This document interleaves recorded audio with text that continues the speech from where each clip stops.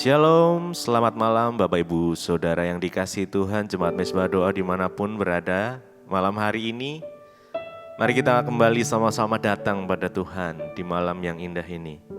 Jika masih ada satu kesempatan buat kita boleh bersekutu.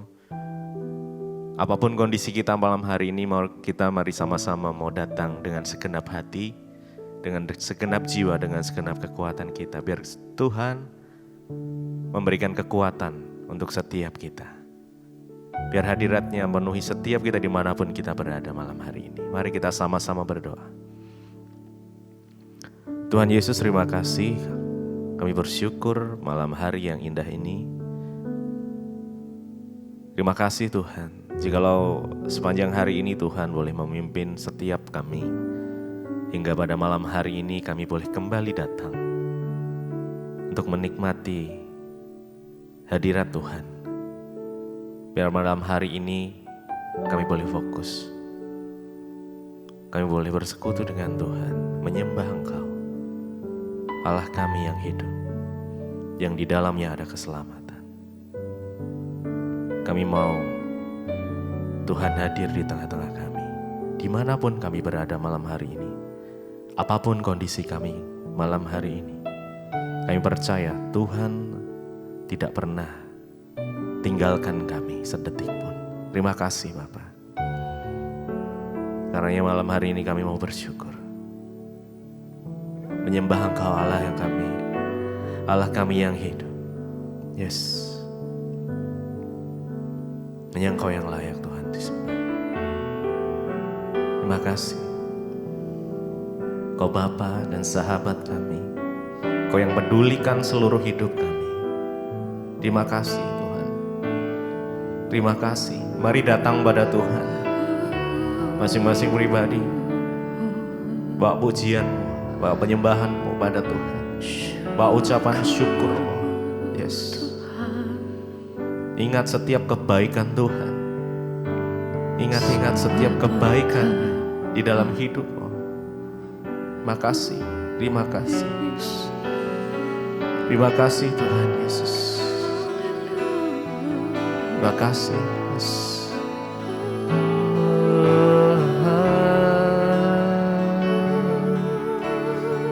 Engkau Bapa kami, Engkau sahabat kami, Engkau yang mempedulikan seluruh hidup kami Tuhan. Meskipun lewati lembah, kami tidak pernah ditinggalkan. Terima kasih. Engkaulah kekuatan kami Tuhan Yesus. Yes.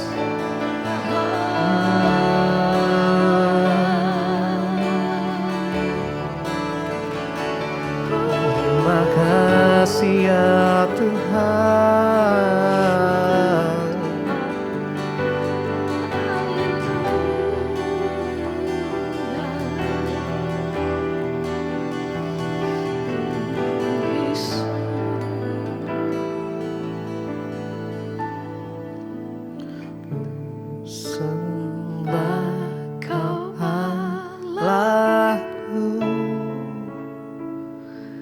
Bapa dan sahabatku,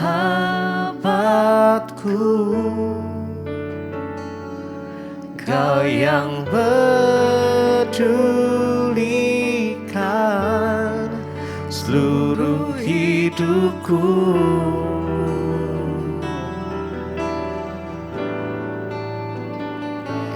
Walau lewati lembah, aku tak ditinggalkan.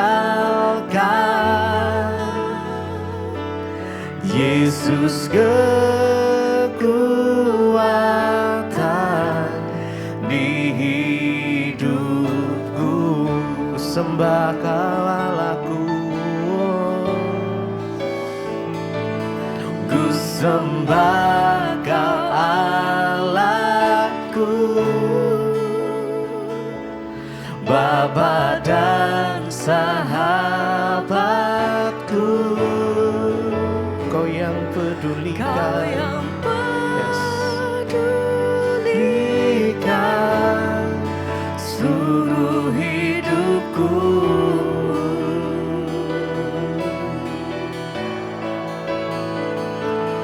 walau lewati lembah, aku tak ditinggalkan.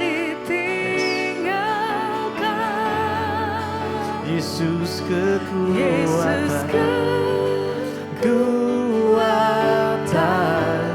di hidupku, ku sembah Kau Allahku, ku sembah Kau Allahku, Bapa dan sahabatku, Kau yang pedulikan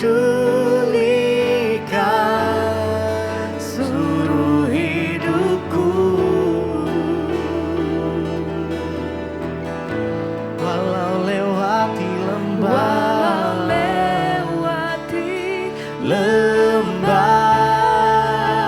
ku tak ditinggalkan. Yesus kekuatan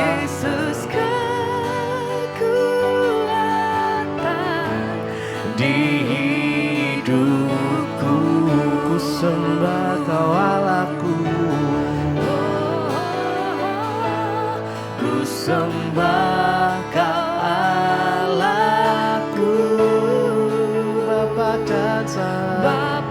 dan sahabatku, Kau yang pedulikan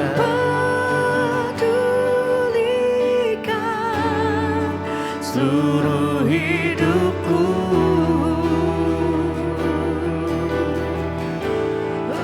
walau lewati lembah,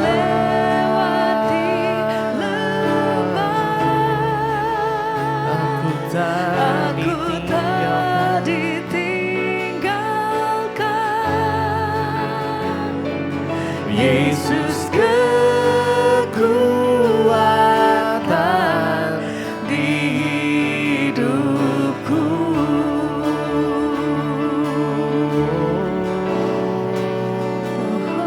Yesus Engkau kekuatan hidupku, Engkau kekuatanku Tuhan.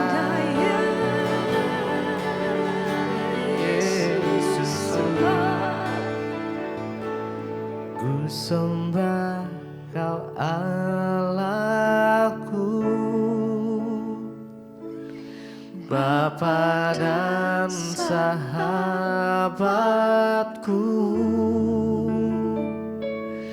Kau yang pedulikan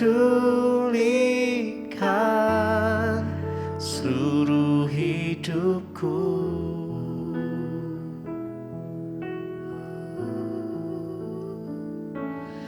walau lewati lembah, aku tak ditinggalkan. Yesus kekuatan di hidupku. Mari dengan segenap hati kita sembah Tuhan. Ku sembah Kau Allahku, Bapa dan sahabatku,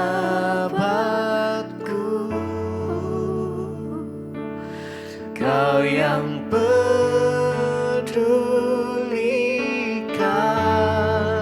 seluruh hidupku,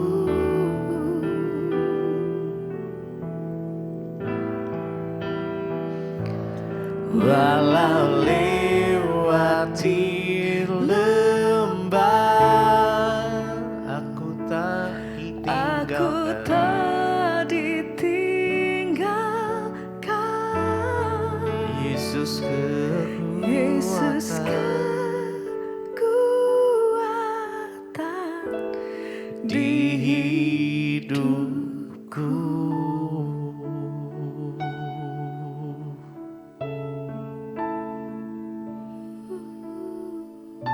Biar malam hari ini Tuhan, dari mulut kami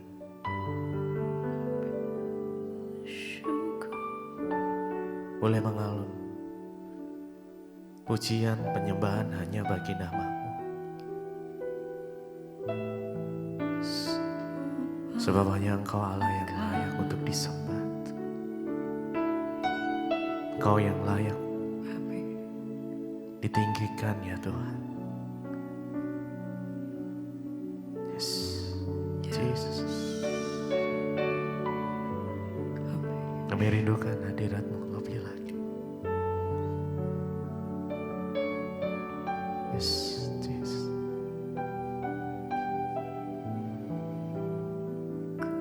Ku sembah Engkau Yesus. Mari sembah Tuhan. Yes. Hanya Engkau Allah di hidupku. Tiada yang lain, hanya Kau, hanya Engkau Tuhan selamanya. Kau tetap Allah walau dunia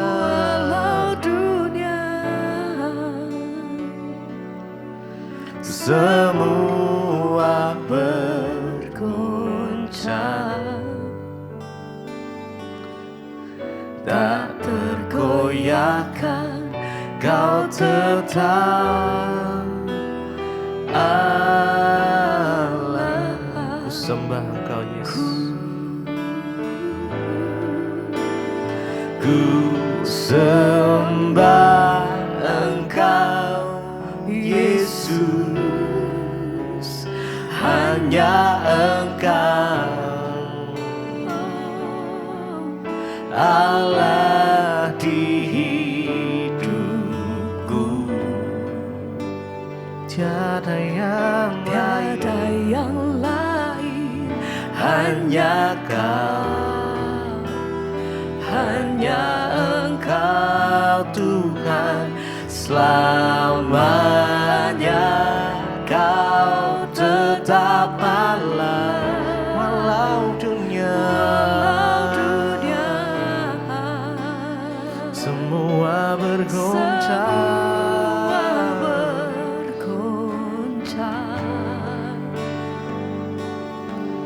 tak tergoyahkan. Kau tetap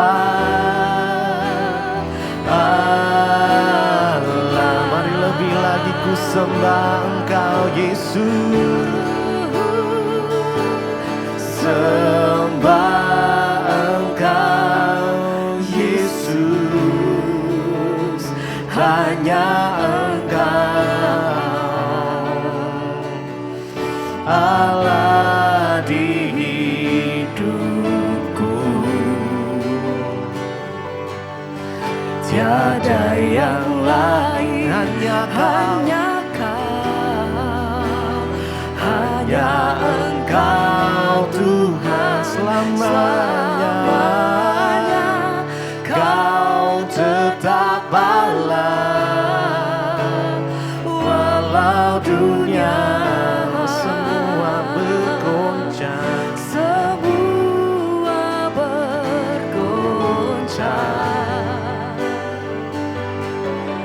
tak tergoyahkan. Kau tetap Allah.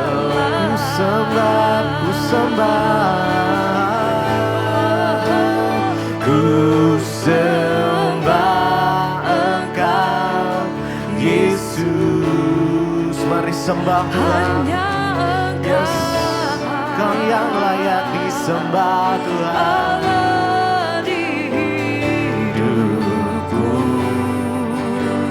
Tiada yang lain, hanya Kau, hanya Engkau Tuhan selamanya.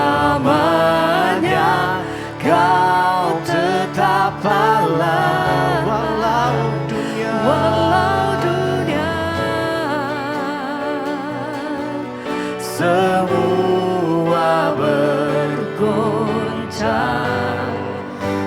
tergoyahkan, Kau tetap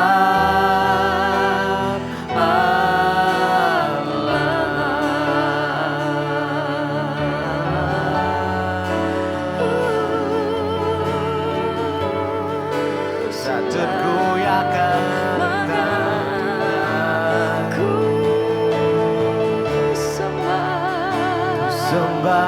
Yesus Engkau Tuhan.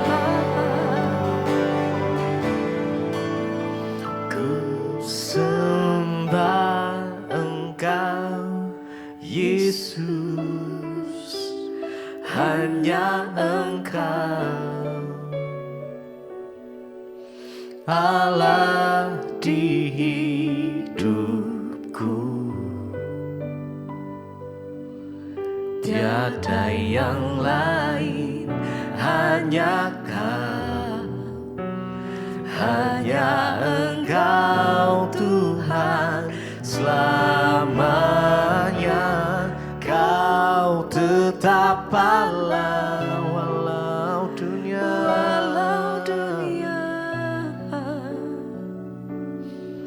semua bergoncang, tak tergoyahkan. Kau tetap Allah. Ku sembah Engkau, ku sembah Engkau Yesus, hanya Engkau Allah di hidupku. Tiada yang lain, hanya Kau, hanya Engkau Tuhan selamanya. Kau tetap Allah walau dunia semua bergoncang,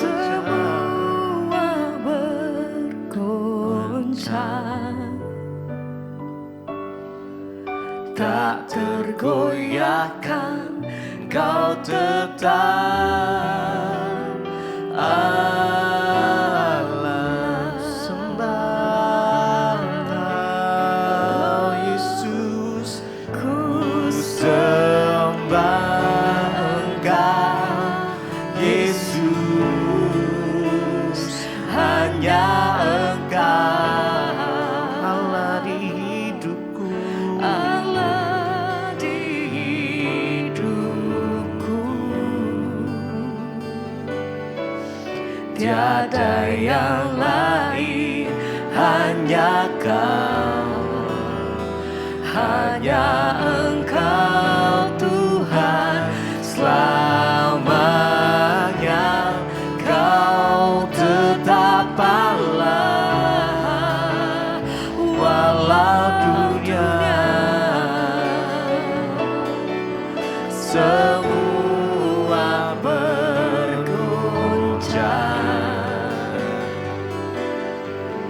tak tergoyahkan. Kau tetap Allah, tak tergoyahkan. Engkau Tuhan, sebab hati kami percaya Kau Tuhan kami yang besar, Kau Tuhan kami yang hebat.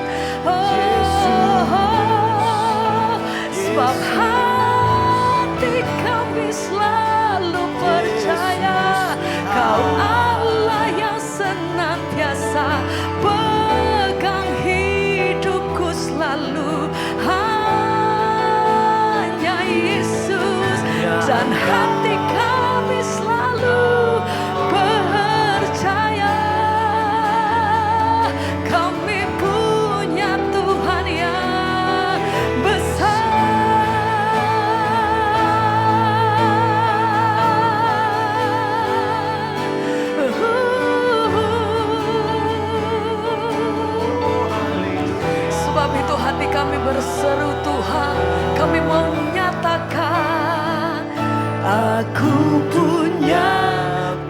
Tuhan yang besar, yang telah berjanji dan sanggup menggenapi.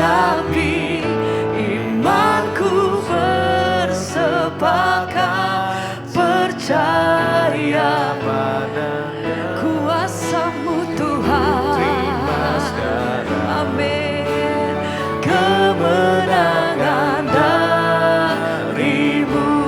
Mari bersama. Aku punya Tuhan yang besar. Katakan pujian ini dengan segenap hatimu. Engkau yang beriman, engkau yang percaya. Mari katakan imanmu. Imanku bersepakat percaya kuasa-Nya. Ku terima sekarang. Amin. Kemenangan. Haleluya. Segenap hati kami berseru. Ku punya Tuhan yang besar, yang telah berjanji dan sanggup menggenapi. Imanku bersepakat percaya kuasa-Nya.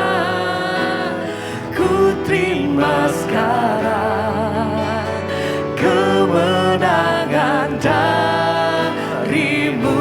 Lebih lagi bersama kami katakan. Ku punya Tuhan yang besar, Tuhan yang telah berjanji dan sanggup menggenapi.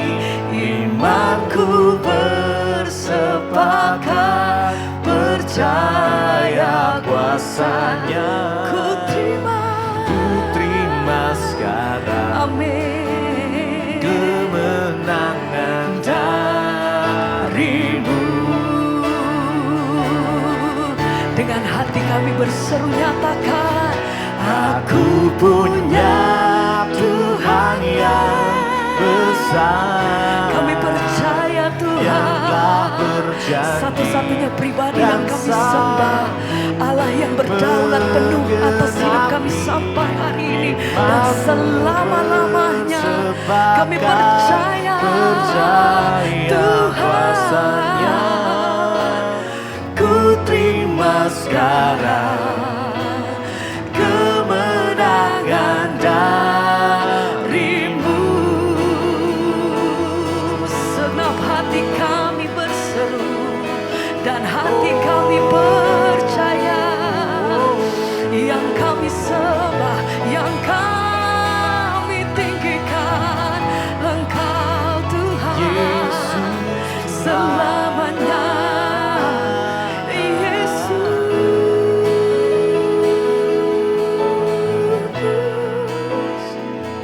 Aku punya Tuhan yang besar, amin, yang telah berjanji dan sanggup menggenapi. Amin Tuhan.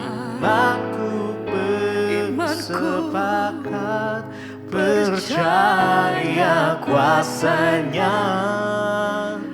Ku terima sekarang kemenangan dari-Mu. Sekali lagi bersama mari katakan. Aku punya Tuhan yang besar, ya Tuhan, yang telah berjanji dan sanggup menggenapi. Imanku bersepakat percaya kuasa-Nya. Ku terima sekarang kemenangan dari-Mu.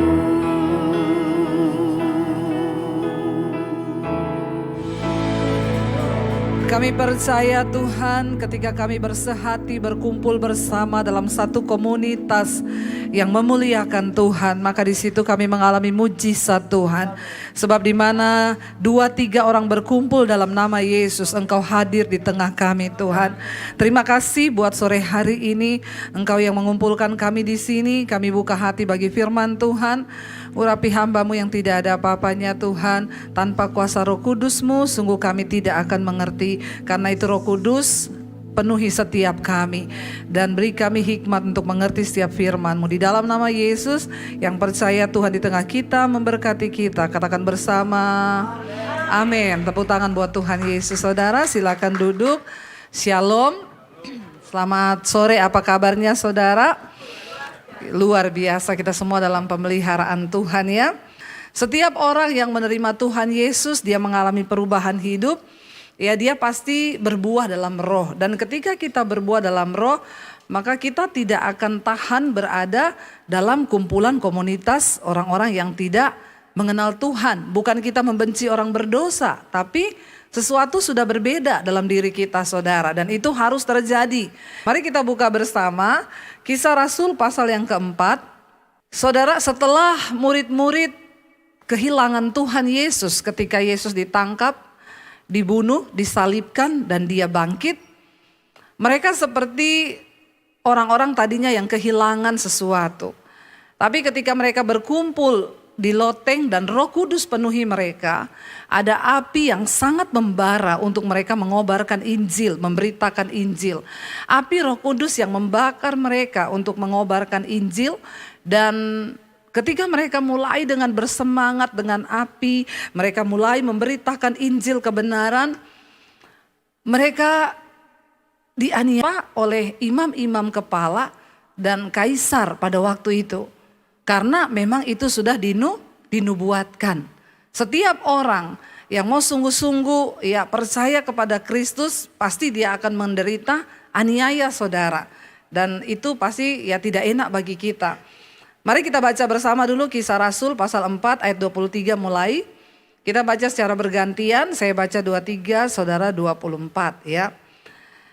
Sesudah dilepaskan, pergilah Petrus dan Yohanes kepada teman-teman mereka. Lalu mereka menceritakan segala sesuatu yang dikatakan imam-imam kepala dan tua-tua kepada mereka. Ayat 24.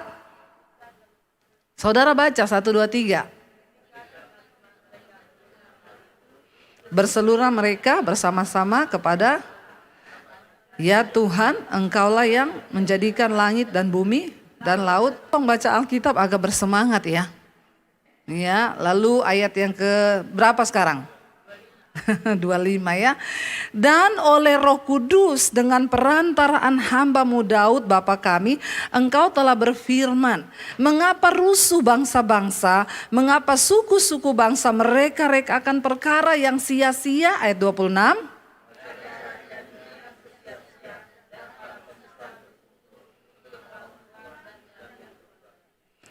Sebab sesungguhnya telah berkumpul di dalam kota ini Herodes dan Pontius Pilatus beserta bangsa-bangsa dan suku-suku bangsa Israel melawan Yesus hamba-Mu yang kudus dan yang Engkau urapi. 28.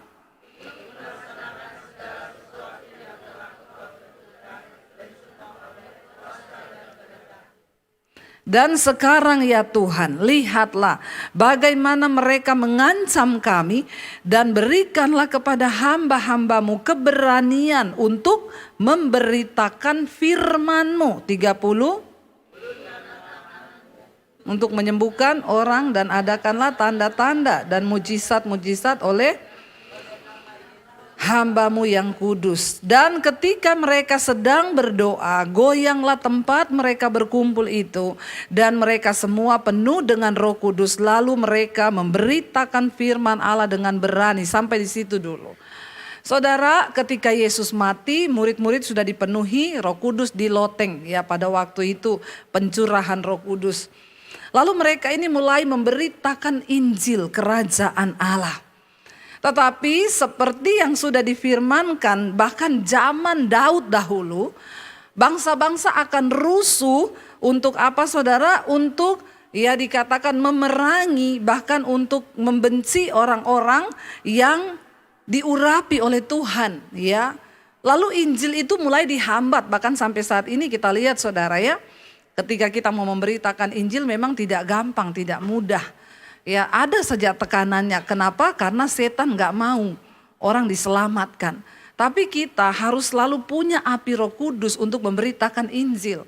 Kita ini semua disuruh memenangkan jiwa loh, itu bukan tugas saya atau Pak Konrad aja. Tapi setiap kita yang percaya kepada Tuhan Yesus, kita dipanggil untuk memenangkan jiwa loh. Karena waktu kita nanti menghadap Tuhan mati, Tuhan gak tanya jumlah depositmu berapa.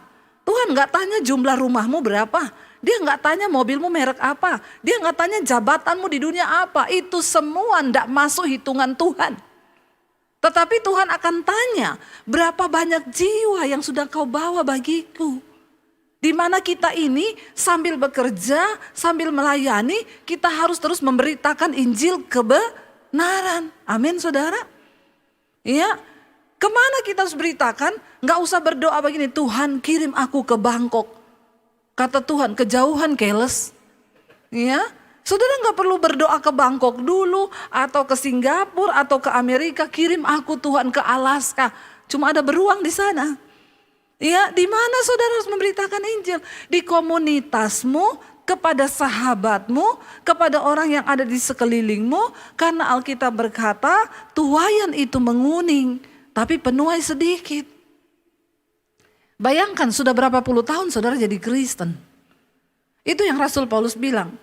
Kalau ditinjau dari segi umur, saudara ini harusnya sudah jadi pengajar. Amin. Tapi kan kebangetan, asas-asas dari kekristenan aja banyak yang belum ngerti. Halo saudara, ayo kita buka mata kita. Satu saat Tuhan datang atau kita mati, kita harus bertanggungjawabkan itu di hadapan Tuhan loh. Karena dengar ya jabatanmu, kekayaanmu, semua yang kita lakukan di bawah dunia ini tidak akan ditanya. Percayalah, yang Tuhan cuma tanya, sudahkah engkau melakukan kehendakku? Makanya saya juga kemana-mana saudara, saya selalu rindu untuk memberitakan siapa Yesus itu kepada semua orang. Saya pernah cerita dulu di pesawat, saya ketemu satu orang ibu. Saya duduk di sebelahnya saudara. Ya lalu karena saya sendiri, ibu itu juga sendiri, saya tanya, ibu dari mana? Oh saya dari kota ini bu, saya itu mengunjungi anak saya. Anak saya di kota ini tuh kaya banget bu. Ya semua anak-anaknya sekolah di luar negeri. Anak saya itu yang di sini kaya banget itu main minyak bu. Saya bilang oh licin ya. Licin main minyak saudara. Lalu dia mulai pamer sama saya. Satu cucu saya di Belanda, satu di Australia, satu sekolah di Amerika. Jadi saya ini kerjaannya setiap bulan itu keliling-keliling bu. Jalan-jalan sambil lihat cucu. Dia pamerkan semua saudara kesuksesannya di dunia. Lalu ketika dia diam, saya tanya gini, wow berarti ibu bahagia banget ya dengan hidup ibu ini di dunia. Anak-anak semua sudah jadi orang, ada yang minyak, ada yang ini. Ibu pasti ya sangat sempurna. Lalu dia bilang begini, tapi enggak gitu juga bu. Saya ini datang ke kota ini, ibu tahu enggak buat apa? Saya menghadiri sidang perceraian anak saya. Lalu dia mulai sedih. Jadi setiap orang itu ternyata punya kisah masing-masing dalam hidupnya. Sekalipun dibalut dengan kebahagiaan palsu di luar, tapi di dalam ternyata punya kisah. Lalu saya bilang, oh anak ibu yang main minyak itu, iya bu ini mau cerai. Kasihan anak-anaknya semua masih muda-muda, belum menikah, papa mamanya mau cerai. Anak saya lagi yang satu di Jakarta, istrinya selingkuh bu. Lalu saya tanya sama ibu itu, maaf ya bu, ibu percaya Tuhan? Iya, lalu kalau ibu mati, ibu percaya gak masuk sorga? Terus dia bilang, kalau saya tuh kan percaya ya bu, nanti kalau saya mati, saya diciptakan kembali. Saya lahir kembali, jadi apa bu? Ya kalau saya hidupnya baik, amalnya baik, saya jadi manusia lagi yang lebih mulia dari saya. Tapi kalau saya amal ibadahnya gak baik, nanti saya dicipta lagi jadi binatang. Oh binatangnya apa ya bu? Ya apa aja Bu, bisa anjing ya, kalau dicipta jadi anjing puji Tuhan ya Bu, apalagi anjingnya lucu. Ya pasti ditaruh di kamarnya orang kaya, dibikinin kamar. Sekarang kan banyak orang lebih sayang anjing daripada sayang orang kan.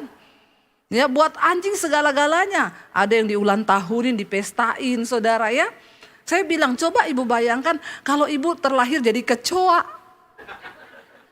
Ya, orang kalau ketemu dogi yang lucu bisa gini, halo dogi, lucu, lucu, lucu. Tapi kalau jadi kecoa, saudara pernah ketemu kecoa dan gini, halo kecoa, imut banget. Ada begitu?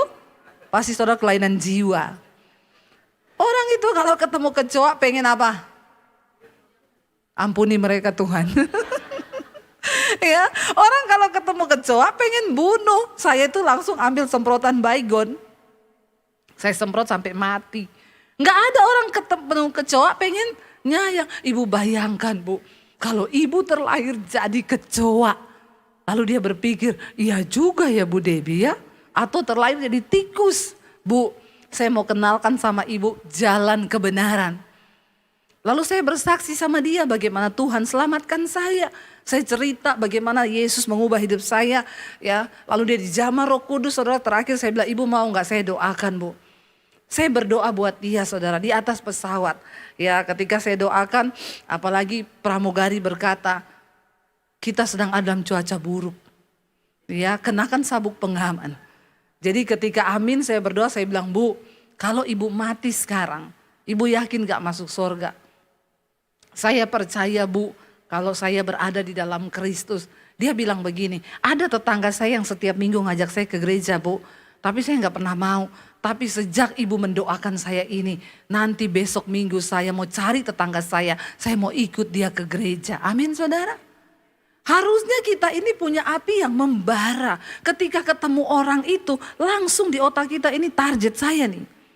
Saya dulu itu, jadi orang itu mau menginjil itu seperti sales asuransi. Ada di sini yang jadi agen asuransi? Saya dulu pernah saudara. Ya. Saya setiap minggu dulu top agent terus. Bagaimana enggak top agent? Setiap minggu 6-7 case saya closing. Itu saya lihat orang tuh, saya lihat target nih.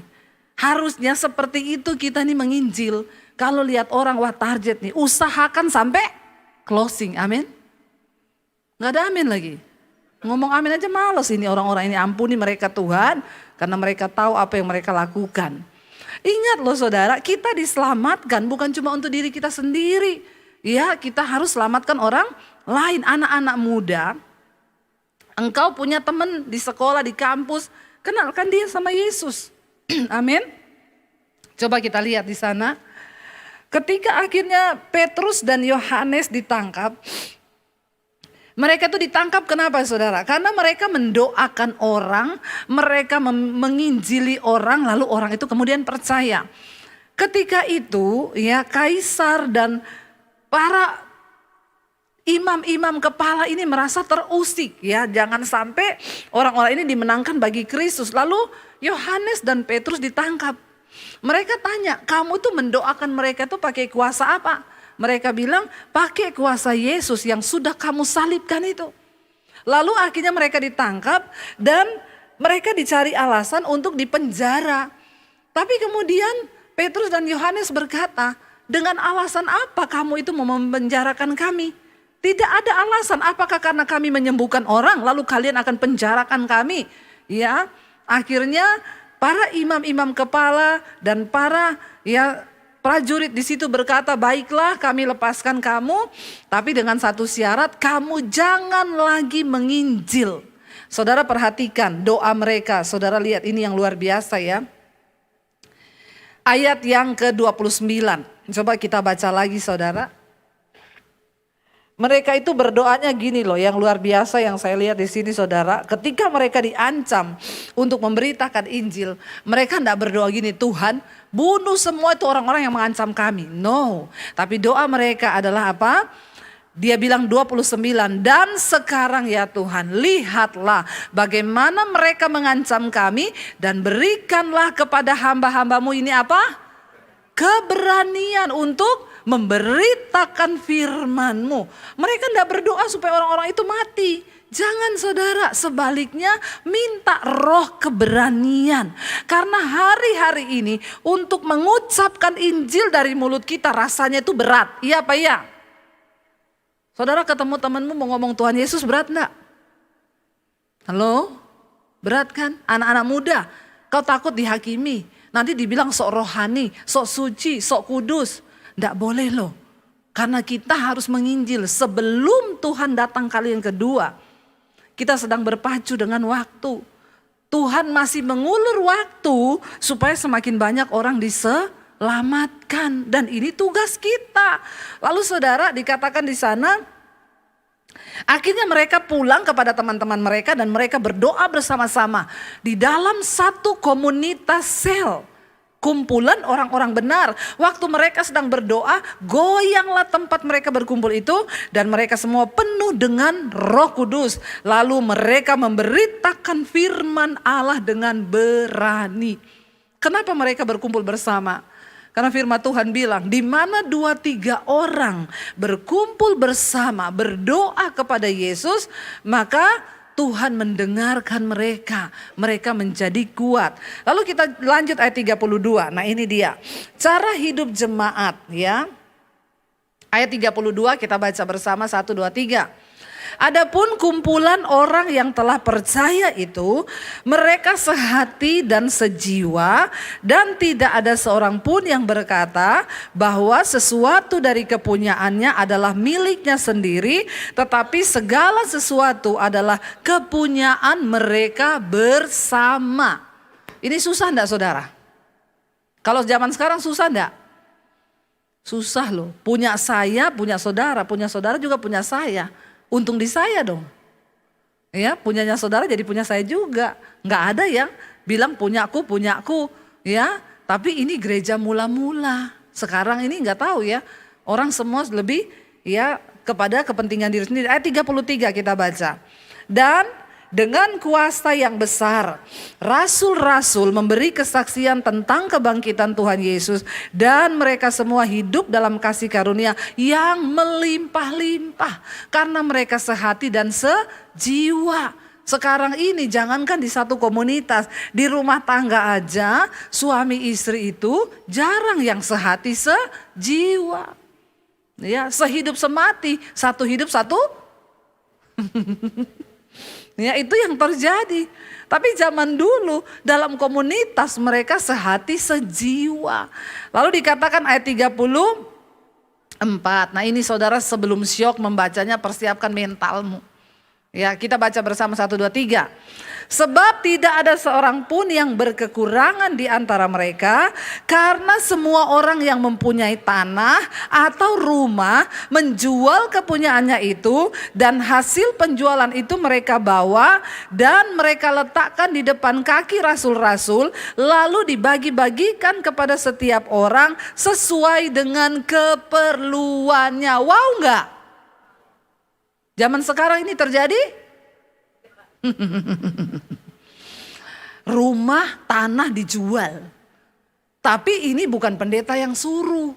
Kerelaan. Kalau nggak rela jangan. Dulu ada jemaat datang sama saya, Bu. Saya sekarang nggak punya rumah. Kenapa?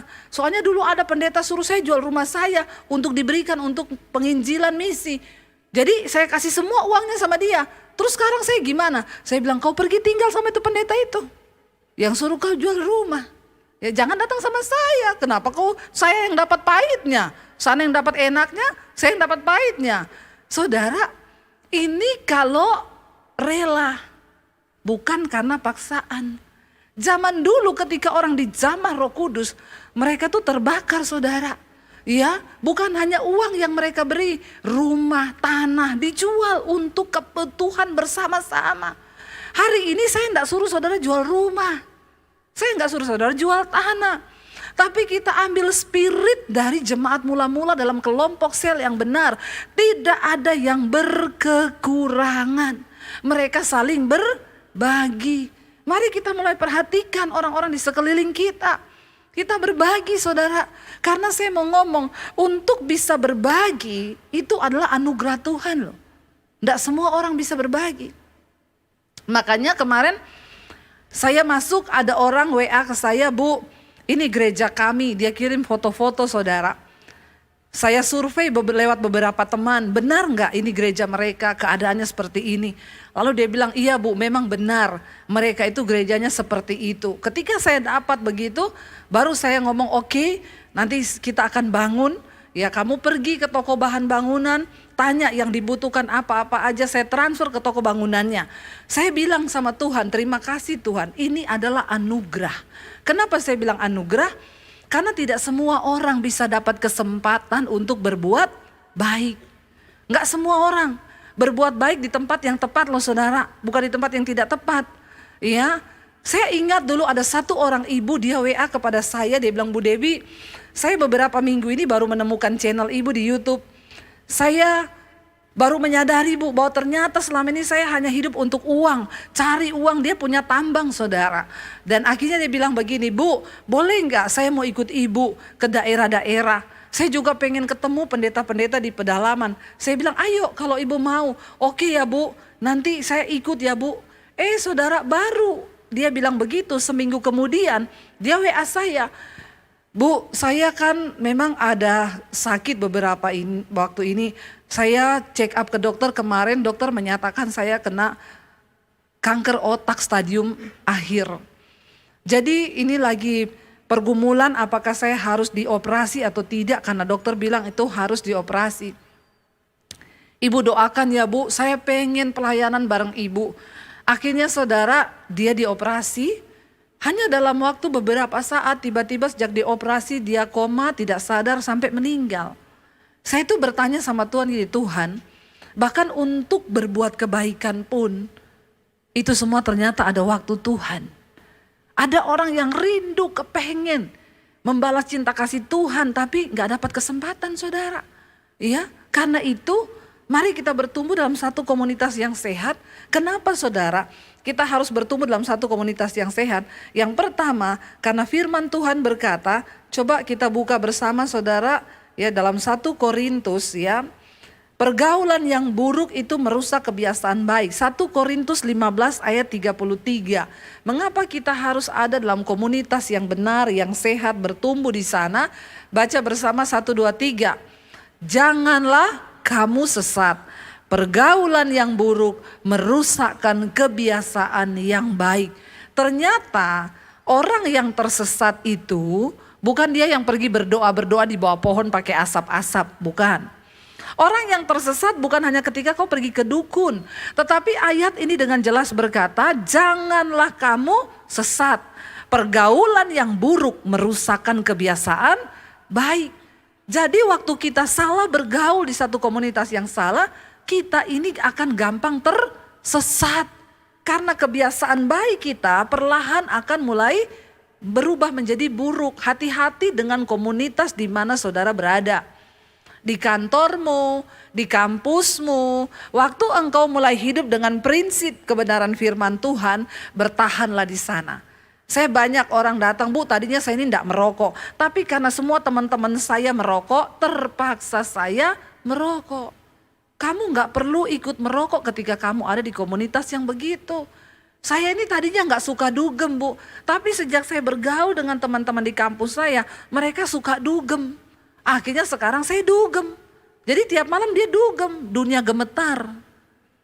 Ya, jangan saudara. Mari kita berdoa supaya kita ini terjaga dalam, kenapa kita harus ada dalam komunitas yang sehat? Karena pergaulan yang buruk itu merusak kebiasaan baik. Yang kedua, kenapa kita harus ada di komunitas yang sehat? Karena kita butuh nasihat yang benar. Dalam hidup ini sering kita menghadapi persoalan masalah, kita perlu mendapatkan nasihat. Kalau engkau ada di komunitas yang benar, nasihatnya juga benar. Tapi waktu kau ada di komunitas yang salah, ya misalnya anak muda curhat, aduh gua tuh di rumah orang tua gua ribut terus, mau ngapain ya udah dugem aja lu, mabuk ngapain juga lu urusin, salah lo. Tapi ketika engkau bergaul dalam komunitas anak Tuhan, kita akan saling mengingatkan, doa datang sama Tuhan. Ya saudara, hari-hari ini untuk mendengarkan nasihat yang baik itu sudah jarang. Yang ketiga, kenapa kita harus ada dalam komunitas yang baik, bertumbuh dalam iman? Karena kita diciptakan sebagai makhluk sosial. Kita nggak bisa hidup sendiri, kita membutuhkan Tuhan, kita butuh bersinergi dengan orang lain, sebab mujizat juga terjadi lewat orang lain. Saya berdoa saudara, biarlah kita hari-hari ini menetapkan hati kita. Di mana kita mau bertumbuh, masuklah dalam komunitas yang benar, di sel-sel, di komunitas yang baik. Jangan hanya ke gereja seminggu sekali. Tidak cukup, saudara perlu bersekutu dengan orang-orang percaya, di mana kita saling membangun di situ, saling memuji, menyembah Tuhan, dan iman kita semakin dikuatkan. Kalau hari ini engkau berada di komunitas yang salah, keluar dari situ saudara. Jadi anak muda dan juga orang tua yang terikat dosa hari ini, pilihlah komunitas yang benar. Itu nomor satu. Ini kelihatannya sepele, tapi ini adalah yang firman Tuhan katakan, pergaulan yang buruk akan merusak kebiasaan baik. Kalau kau sudah baik, tapi kau terus ada dalam komunitas yang buruk, itu pasti akan menjatuhkan kau. Saya kasih satu contoh terakhir, para imam musik boleh naik. Satu kali ada hamba Tuhan, dia punya burung beo. Burung beo itu kan pintar kalau dilatih ya. Ada jemaat juga punya burung beo. Satu kali jemaat ini bertamu ke rumah pendeta. Burung beoknya teriak, shalom, shalom, haleluya, puji Tuhan, shalom. Jemaatnya bilang, Pak Pendeta, burungnya Pak Pendeta kok pinter ya, ngomongnya shalom. Saya juga punya burung beo. Terus, tapi kalau ketemu orang dia bilang, kurang ajar, setan. Padahal kan burung beo itu tergantung yang dia dengar tiap hari toh. Berarti kan nih bapak ini sama suami, istri di rumah pasti setan-setan kurang ajar terus ini. Makanya burung beonya meniru. Jadi dia bilang gini, Pak Pendeta boleh nggak burung beonya saya pinjem 1 minggu aja tak bawa ke rumah. Supaya burung beo saya bisa shalom, haleluya, puji Tuhan. Oh iya silakan, dibawalah seminggu. Seminggu kemudian dibalikin. Begitu balik ke rumah ketemu Pak Pendeta dia bilang, setan kurang ajar. Pak Pendeta bilang, lah kenapa burung beo saya jadi begini? Berubah ke hal yang buruk lebih gampang daripada berubah ke hal yang baik. Jangan merasa kuat dengan hidupmu. Oh saya kuat kok Bu, saya mau melayani mereka. Ada dulu pendeta, dia datang ke tempat pelacuran tiap malam. Alasannya untuk menginjil. Dan apa yang terjadi? Bukan pendeta yang menggarami pelacur, malah pelacur menggarami Pak Pendeta, ya. Lalu terjadilah hal-hal yang diinginkan. Pendeta selingkuh dengan pelacur. Jangan merasa kau kuat. Burung beo yang shalom, haleluya, bisa jadi setan kurang ajar. Nah ini kenapa? Berubah ke hal yang buruk lebih cepat. Karena kita semua punya apa? Bibit dosa. Makanya tentukan komunitasmu sekarang, anak-anak muda juga tentukan sekarang. Karena waktu Tuhan datang, Tuhan akan meminta pertanggungjawaban dari hidup kita. Mana para imam musik ya? Saya percaya saudara, waktu kita rindu menggenapi firman Tuhan, maka kita akan melihat mujizat dan pertolongan Tuhan. Mari kita bangkit berdiri bersama. Katakan di hadapan Tuhan, hidupku menggenapi firman-Mu Tuhan. Waktu kita taat kepada firman Tuhan, itu artinya kita menggenapi firman Tuhan dalam hidup kita. Katakan pujian ini dari hati kita. Saudara, hidupku menggenapi firman-Mu. Kami mau menggenapi firman-Mu Tuhan. Anda mujizat sertai tiap langkah kami.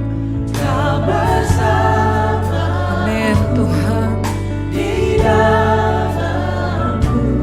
Jadi bukti kebesaran-Mu. Mari sungguh-sungguh katakan. Hidupku menggenapi firman-Mu. Anda mujizat sertai tiap langkahku.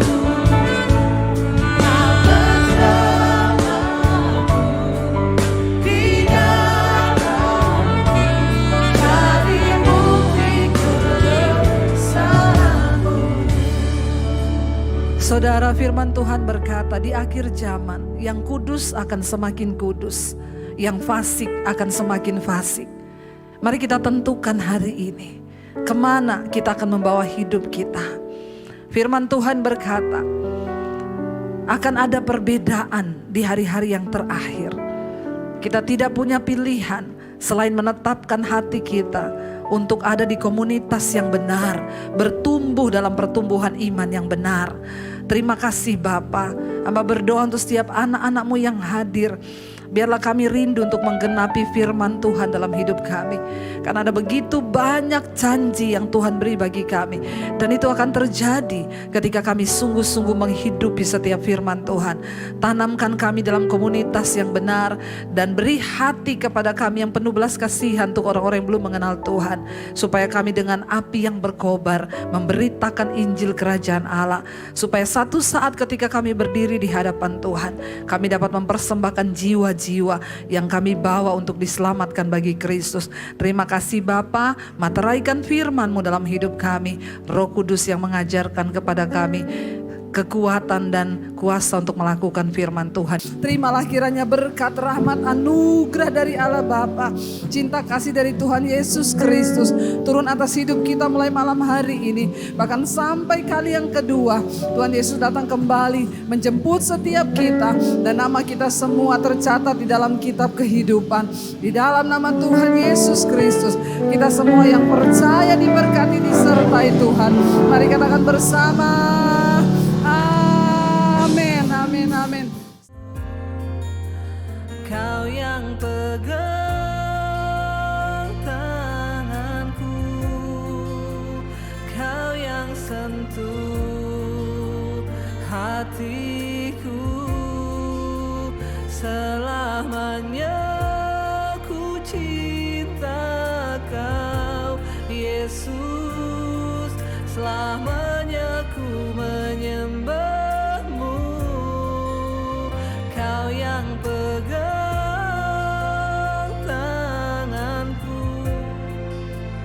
Kau yang sentuh hatiku, selamanya